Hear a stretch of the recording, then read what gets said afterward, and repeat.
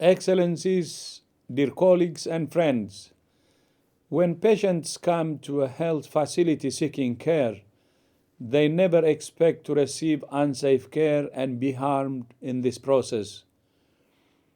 And yet, patient harm is a major cause of death and disability. In low and middle income countries, an estimated 2.6 million patients die due to unsafe care every year. In high-income countries, 1 in every 10 patients is harmed while receiving hospital care. Patient harm is estimated to cost health systems trillions of dollars every year worldwide. Unsafe health care can do psychological damage to the patient and their family and lead to a loss of trust in the health system. Most of these deaths and injuries are avoidable. In 2019, the World Health Assembly recognized patient safety as a global health priority and established an annual World Patient Safety Day to be observed on 17 September. More than 100 countries marked the first World Patient Safety Day last year, including lighting up national monuments across the globe in orange, including the Jet d'Eau in Geneva, the pyramids of Giza in Cairo, Zakim Bridge in Boston, and the Eastern Pearl Tower in Shanghai.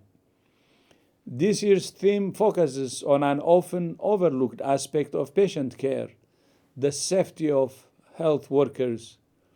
We're calling on countries and partners to speak up for patient safety by prioritizing the physical and psychological well-being of health workers as a prerequisite for patient safety. The COVID-19 pandemic has exerted unprecedented pressure on health systems and health workers. This is the greatest threat in modern times to patient safety. Globally, around 14% of COVID-19 cases reported to WHO are among health workers, and in some countries it can be as much as 35% of all infections, although data are limited.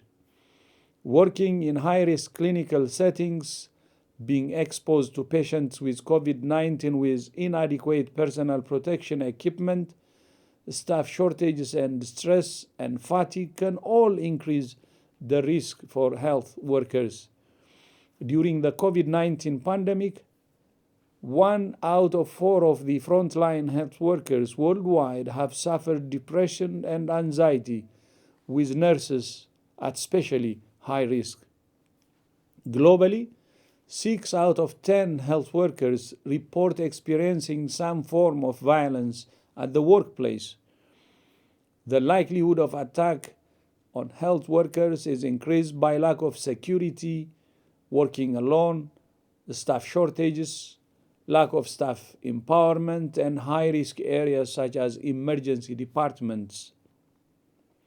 On the 17th of September, WHO will launch a charter for health worker safety, urging member states and all partners and stakeholders to commit to health worker safety as a priority for patient safety. We will also be issuing a range of advocacy, policy, and technical products for countries and 5 patient safety goals to promote safety measures in health facilities.